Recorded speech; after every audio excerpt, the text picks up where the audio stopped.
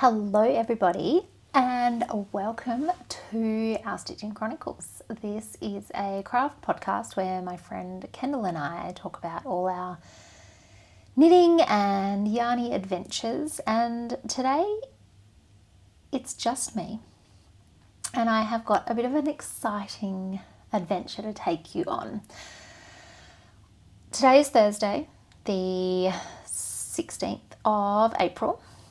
And on Saturday, my husband and I are flying off to Japan.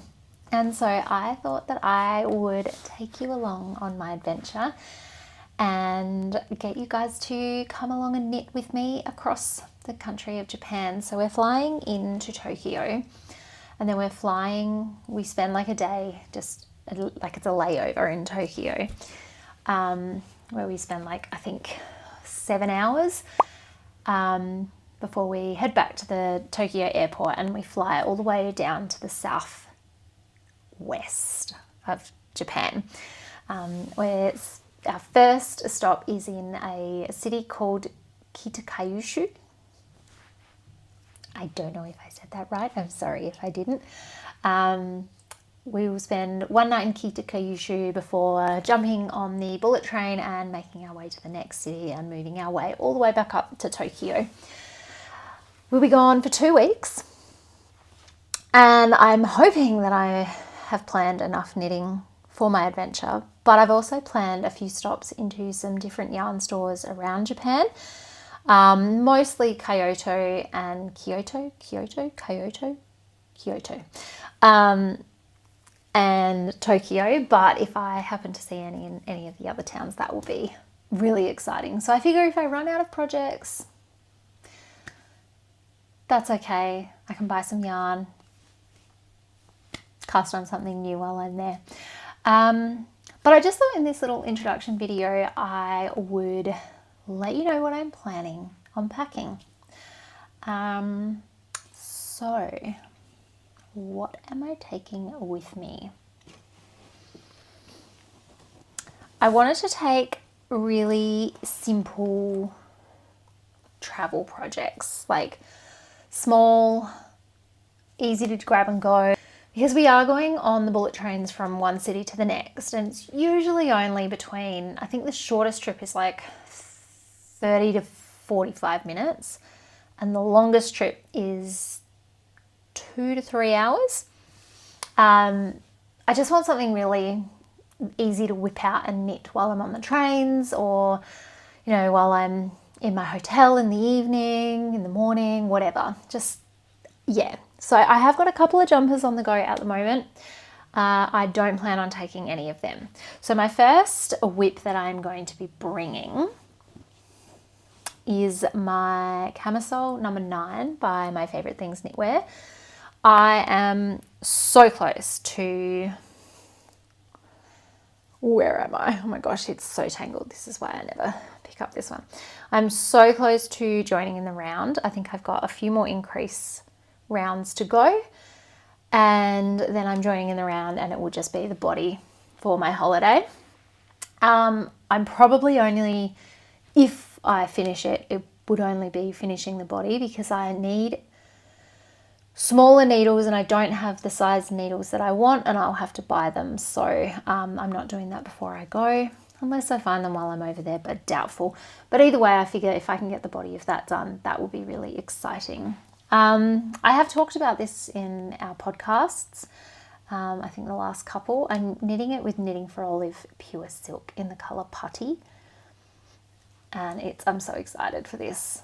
It doesn't seem like it because I don't work on it, but I am. Yeah, that's my first project. I might talk more about the individual projects as I'm working on them in the vlog maybe, or you can go back to old podcasts and hear about them there if you'd like to. Yeah, I'm having this conversation with you on the fly. I had a like rough idea of what I wanted to say to you, but I didn't write it down, so I forgot. Anyway, the next project that I am bringing with me is the Basic Socks by Summerlee Knits that I am knitting for my husband. I'm knitting these in Bendigo Woolen Mills in their sock, multicolored sock yarn. As you can see, it like changes color. This is the first sock. I'm not too far off finishing it. I've got, I think, about that much of the toe left, foot left, and then I've got the toe. So that's hopefully not going to be too bad. He has a big foot though, as you can see, so it does take a fair while. That's the second project I'm taking. I am taking a few and they're small. I don't see myself running out of projects, but they are quite small. My next project that I am taking, no, these are the two projects that I'm taking on the plane with me. Potentially might take a third on the plane with me. I'm not 100% sure. Now, I have researched the rules around taking knitting onto planes in Japan.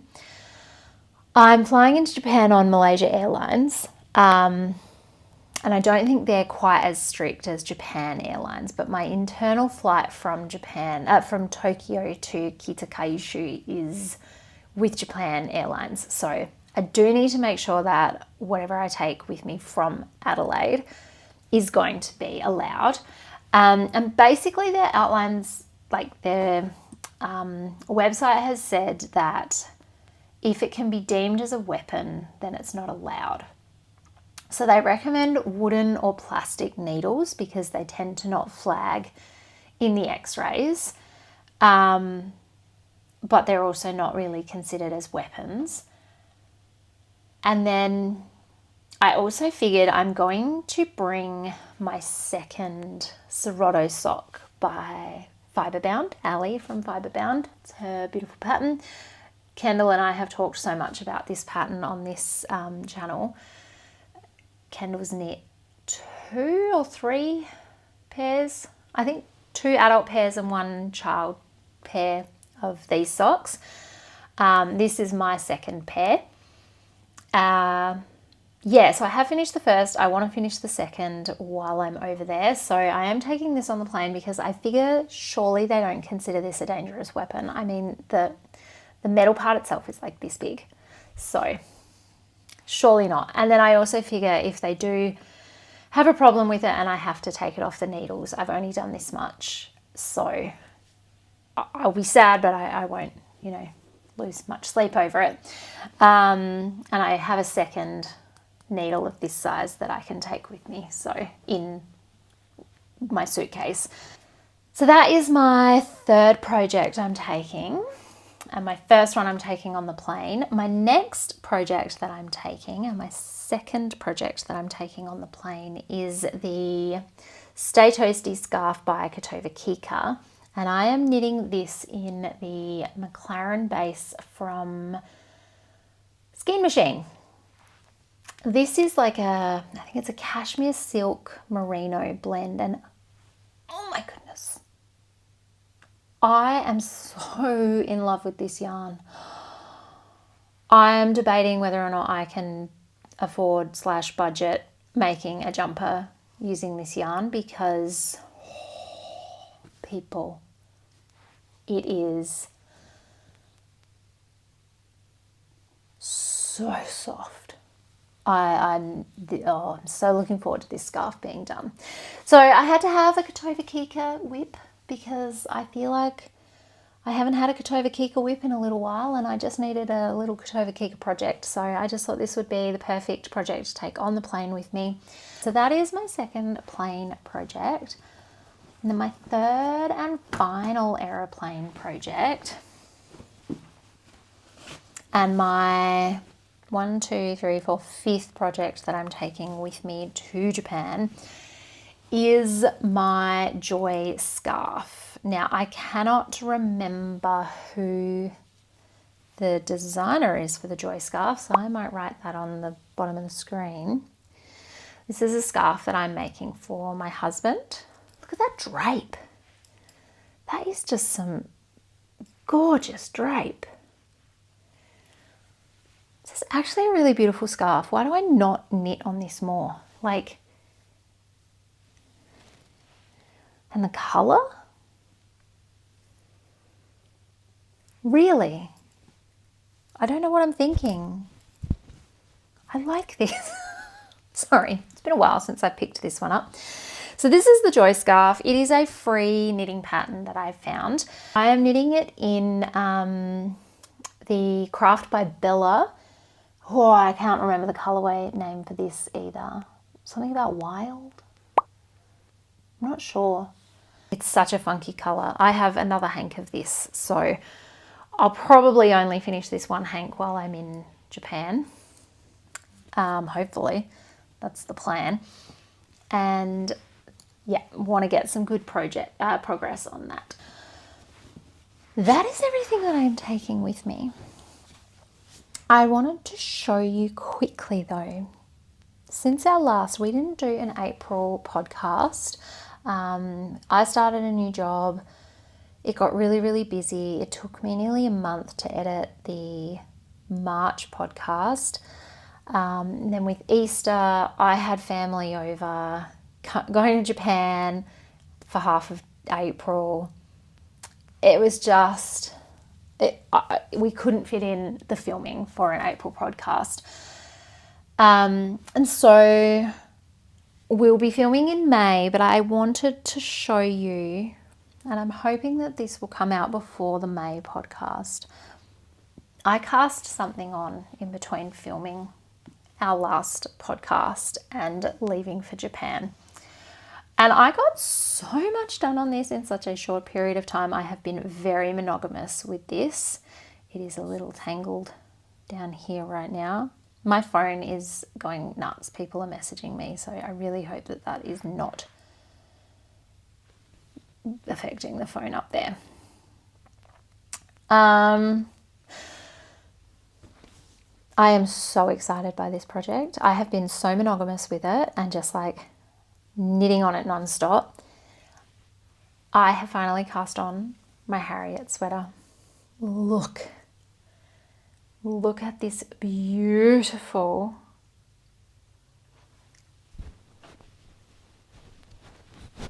oh my gosh, I am so happy with it. I did not do a gauge swatch.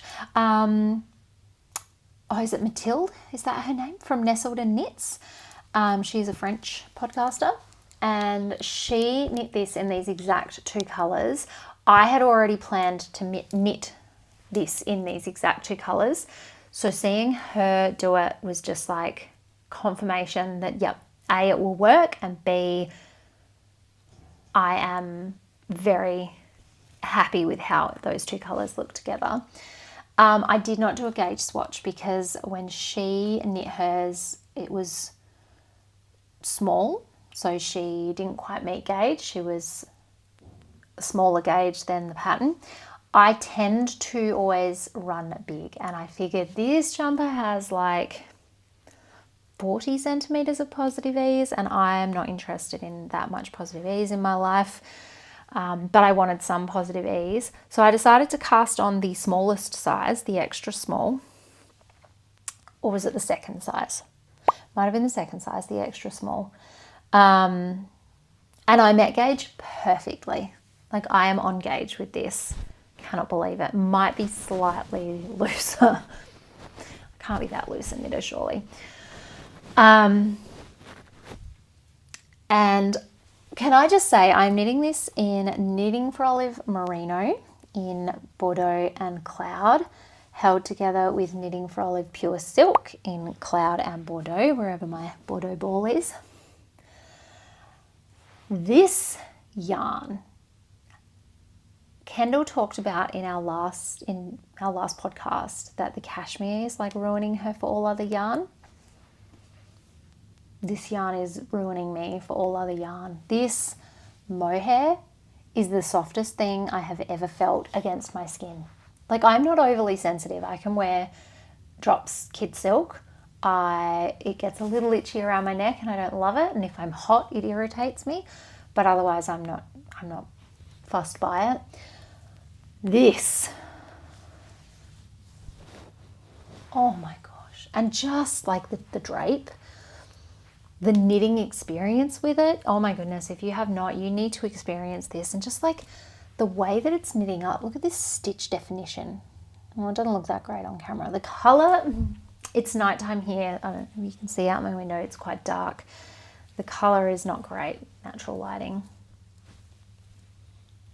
I am so happy with this and I can't wait to finish it. And I'm so sad that I have to leave it here. But I have split the body. I did go up to 4.5mm needles for the colour work, which the pattern suggested, and then I've knit the rest on 4mm needles. Watch this space. Unfortunately, I won't have it done by the May podcast because I'm leaving it for 2 weeks. Look at this tangled mess. I've actually been really good with how I've been holding it when I work with it and how I stored it. But I'll talk more about that in the podcast. I have to go pack, or at least pretend that I'm going to go pack. I'll probably pack tomorrow night after work. I leave Saturday morning. Tomorrow is Friday. I'm a bit of a last minute doer. But yeah, come along with me as I knit my way across Japan. See you soon.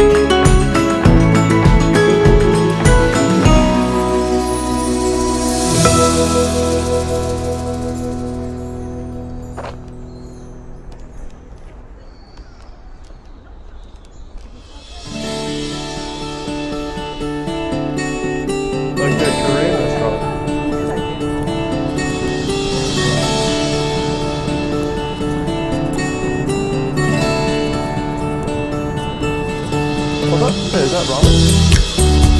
This could be ramen. Does that say ramen? That might be full.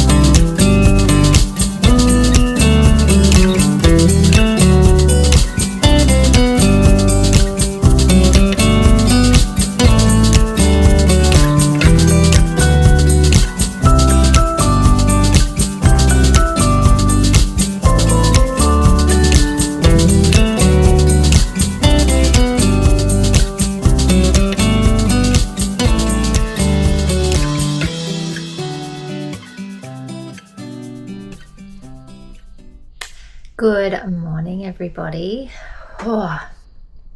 It was a very long day yesterday.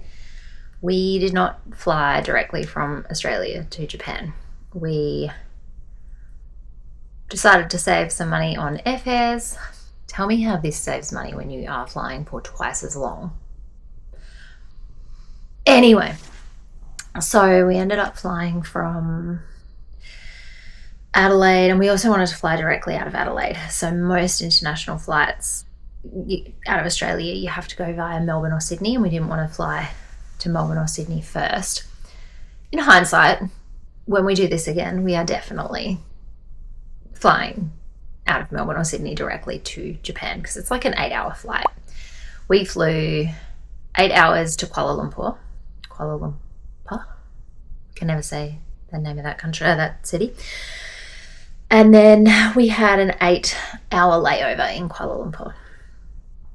And we flew out of there at 11:30 at night, and then did a 7-hour flight from there to Tokyo.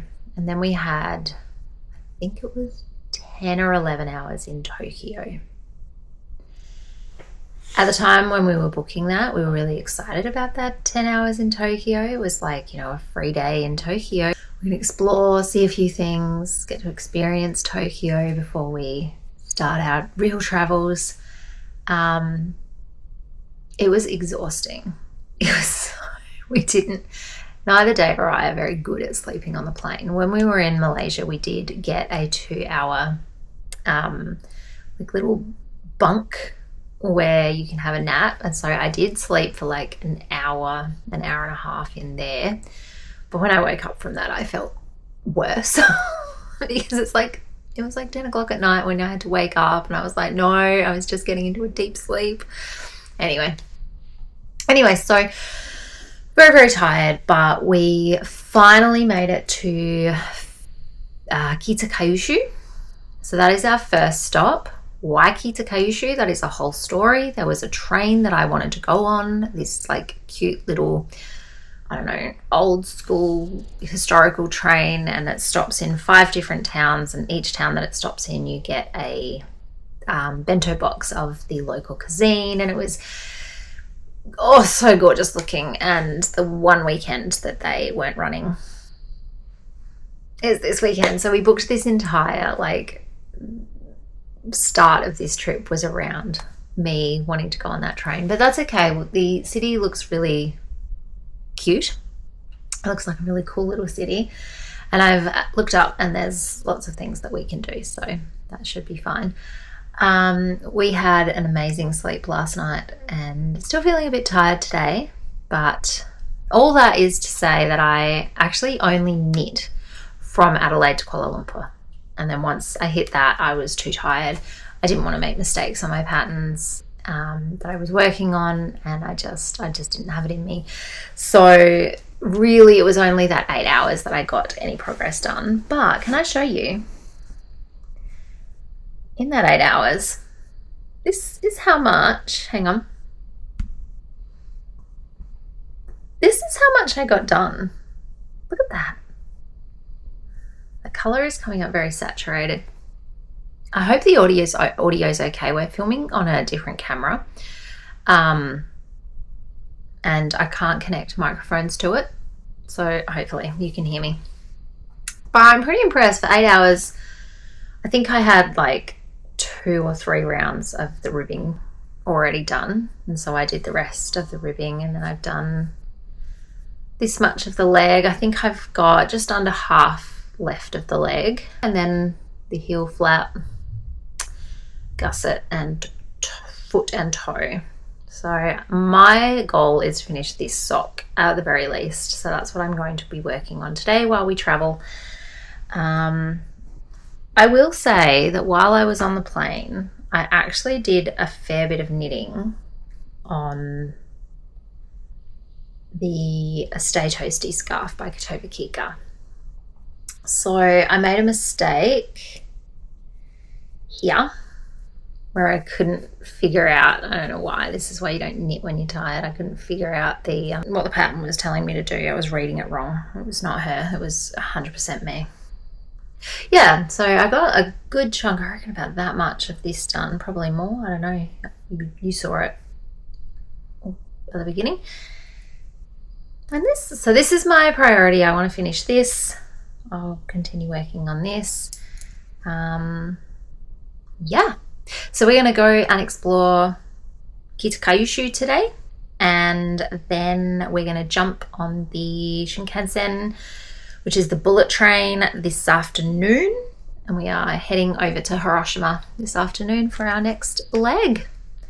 I will catch up with you again later.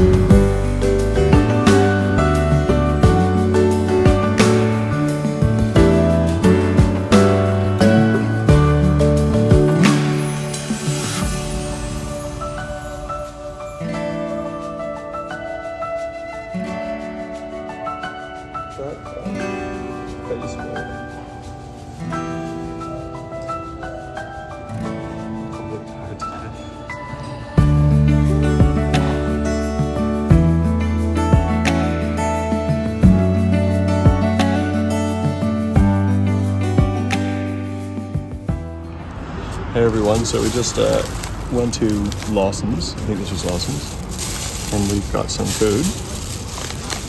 We've got these chocolate rolled crepe dough. That was $1.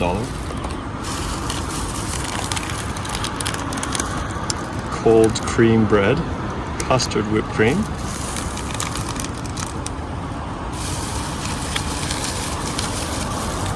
Natto, which is a Japanese fermented bean that you eat at breakfast, but I really wanted to try, so I got 3. Apparently kids love it or something. Yeah, it's you grew up eating staple. it. It was also They $1. gave us some free chopsticks at another convenience store because I forgot. We've got cafe latte, right? So, and then we've also got milk tea. So, and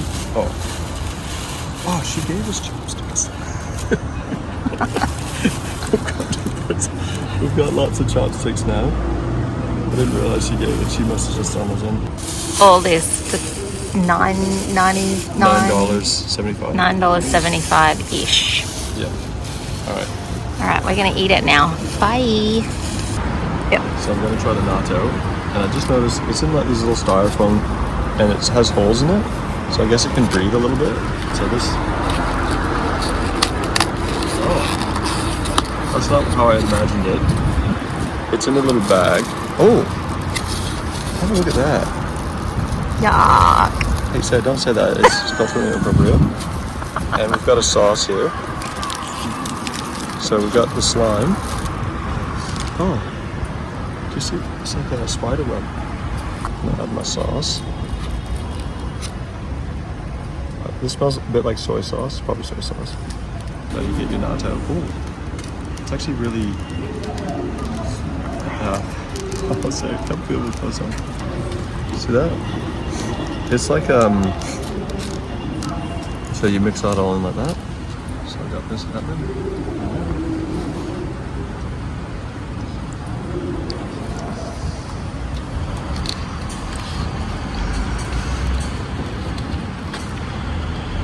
Okay, initial impressions. The texture does kind of, it's very slimy. It's, it's very slimy, but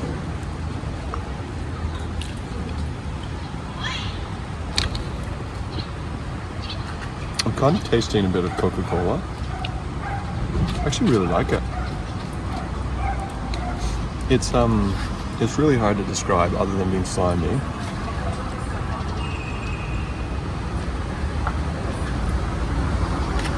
I had some more thoughts on the natto.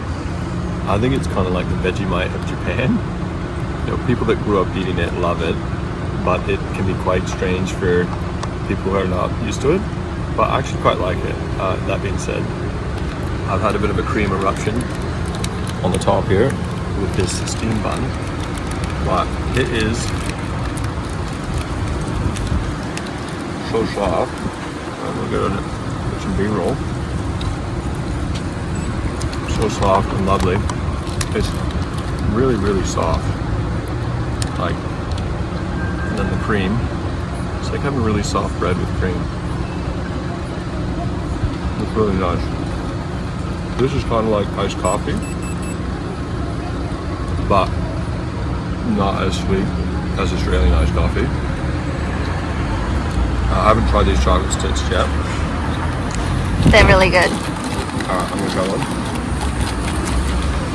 They're kind of hard to get out of the box. Here we are. That's what they look like.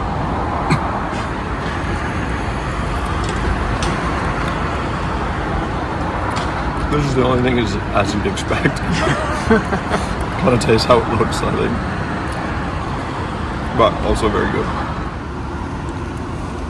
I have been drinking this milk tea, and it's sweet, and I don't normally have sugar in my tea, but it is so yummy. And then I've been eating these chocolate rolled crepe dough. These are so good.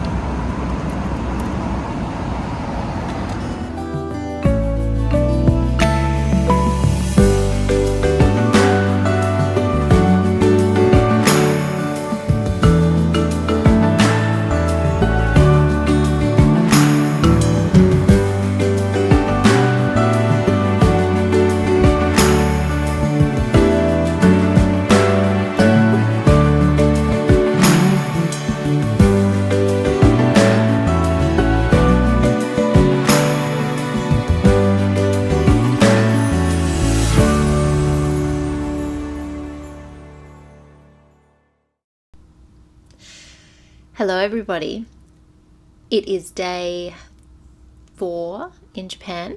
We've had a day in Tokyo, a day in Kitakyushu, which I pronounce wrong whenever I hear anyone else say it, but that's okay. And we're going into day 2 in Hiroshima.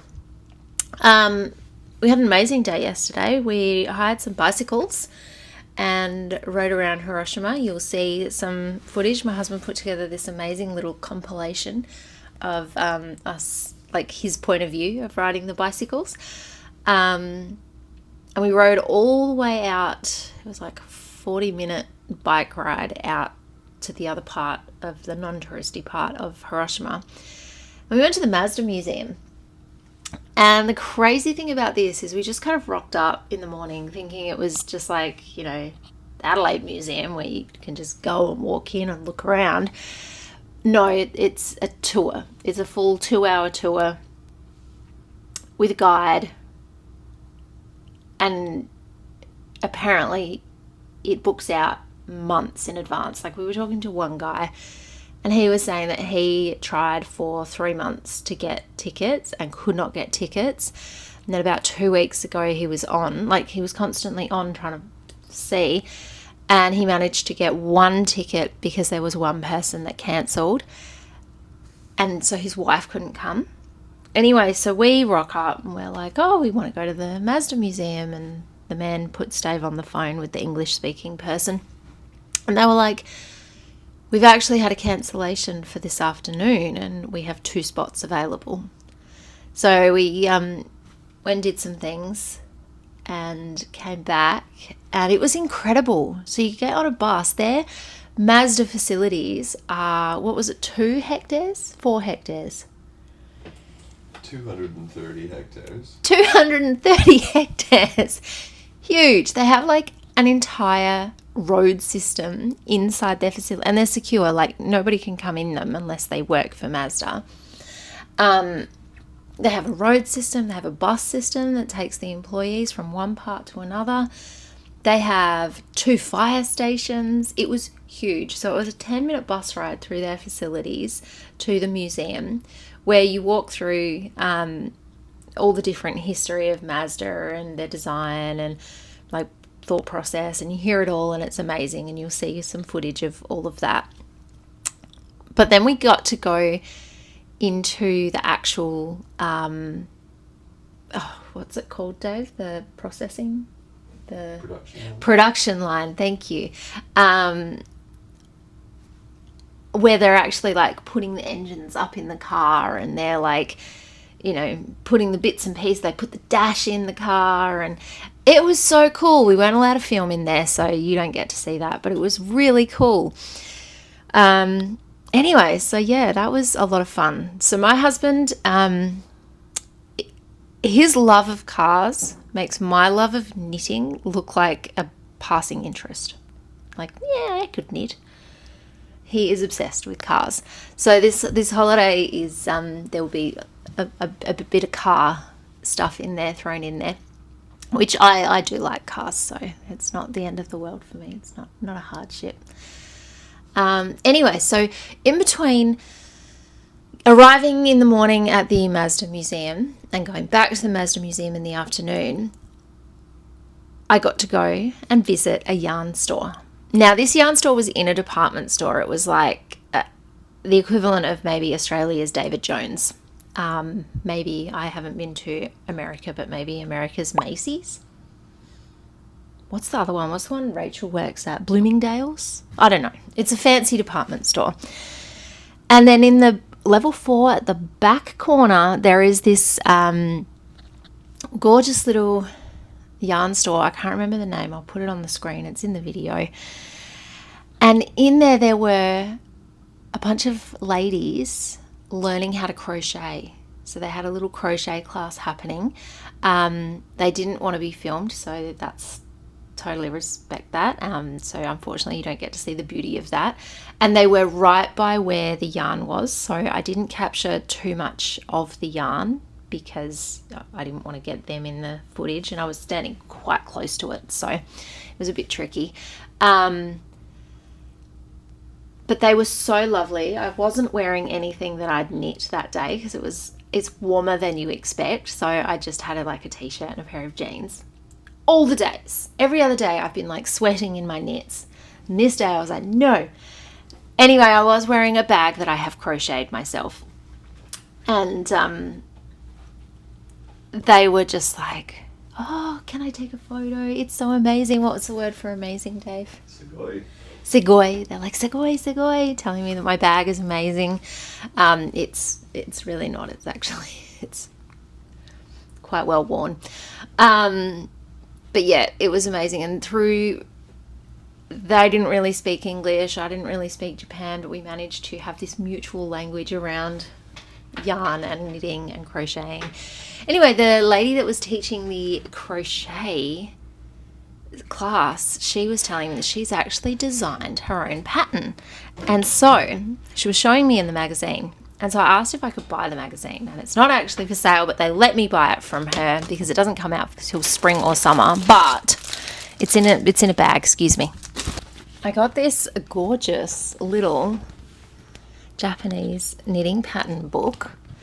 Crochet and knitting. There's some crochet, some knitting, and it's all just like, hang on. This is how they do their patterns. Like, there's no, knit 1, knit 2, make 1 left, knit to the end of the row. It is literally all the schematics. But she designed this one.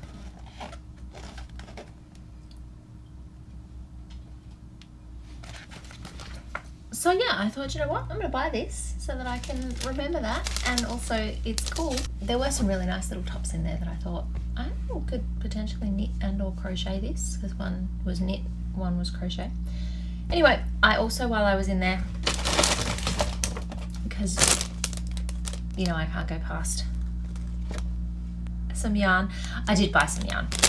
Actually, I can go past some yarn. I've been really good this year, and I have only been buying yarn when I'm ready to cast on, but I figure while in Japan with Japanese yarn, I can't get this anywhere but in Japan that I know of, maybe online, but I won't remember what it is. Anyway, this yarn is made here in Japan. So I got these. It's a superwash Spanish merino. It's a well-traveled, but it's for socks. So it's a superwash merino with nylon to knit some socks. So I thought I might need a pair of socks for Dave and me. It's only 50 grams, so I'll make like short socks. But how cool is that? And beautiful colors. And it is made in Japan. So Daruma, made in Japan. And then I also got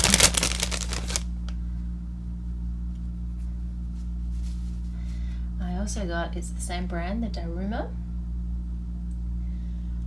and it is 50 gram cotton, 100 meters to the 50 grams, and it's in this gorgeous cream color, and I've decided I'm going to make the Sabai number 1 with this cream. So that is what I got myself at the first Japanese yarn store. We're going to another one today, which is really exciting. We're also going to the Peace Memorial Park and the Peace Memorial Museum and the Atomic Bomb Dome this morning, so that will be really interesting. Apparently I've heard it's a very somber experience, so mentally preparing. Yeah, but I will keep filming and I will touch base in another couple of days.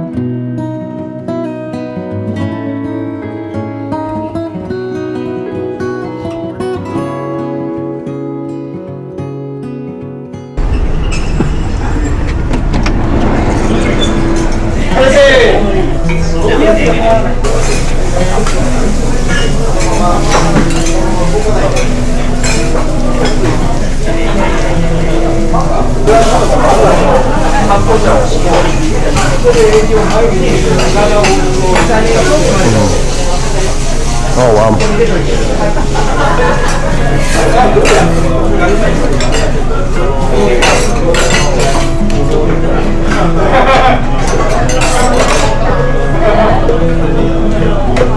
This is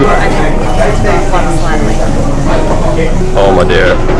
We got this one here. I'm trying to get it onto the plate. Oh no. There he goes there. Look at this. Tepaniku. Actually, this isn't the Tepaniku. It's too far down. Yep.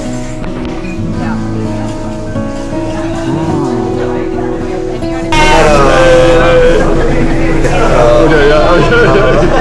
Thank you so much. Yeah. Yeah. Great. Very good. Thank you. All right, okay.